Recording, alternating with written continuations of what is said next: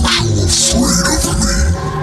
Fancy thinking the beast was something you could hunt and kill, and I'm the beast. As I stepped onto that island, the first thing I saw were children, dirty, disheveled, and hollow-eyed. Not boys playing a game of war, but remnants of what once were boys, now stripped of the very civilization they came from. It's impossible to fully capture the madness that took place on that island. I've been through wars and witnessed men become monsters, but this was something more. The eyes of the one called Ralph, haunted. When I first looked at him, I didn't see a boy. I saw fear, guilt, and grief, all mixed like a tangled knot. There was something broken in him, the kind of broken that doesn't get fixed. He told me how it started with innocence. The boys arrived expecting adventure, and yet there's a darkness lurking beneath the surface of all of us. A beast, perhaps.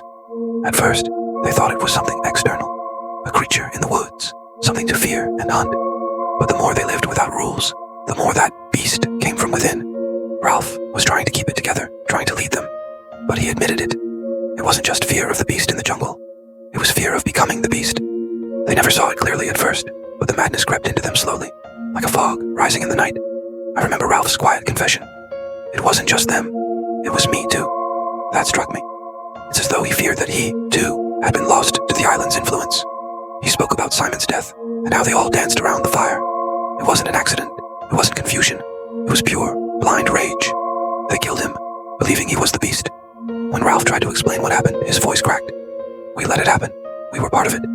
It wasn't just fear anymore. It was a shame. Shame for what they'd become. Not just Ralph, but all of them. I could feel it radiating from them like a sickness. One of the others, a boy named Piggy, didn't make it. Ralph told me how the boys had thrown a rock at him, and there was this look of disbelief on Ralph's face, as if he couldn't accept that they had become capable of such violence. They were children, after all. How does a child turn into something capable of murder? Piggy was his voice of reason, but even that crumbled in the face of chaos. His death, that was the tipping point. It wasn't about survival anymore. It was about dominance, control, and fear. And then there was Jack. Jack had given himself over entirely. He relished it, the violence, the power. His painted face was more than just camouflage. It was a mask that let him become something else, something primal. Ralph told me how Jack's tribe hunted him, the thrill of it. They set the forest on fire, not to smoke him out, but to eliminate him.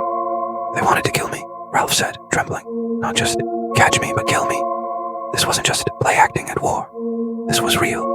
The island hadn't just stripped them of their innocence. It had revealed something dark and terrifying that had always been there. Ralph didn't understand it, couldn't put it into words, but I could see it. Once those boys embraced the savagery, there was no going back.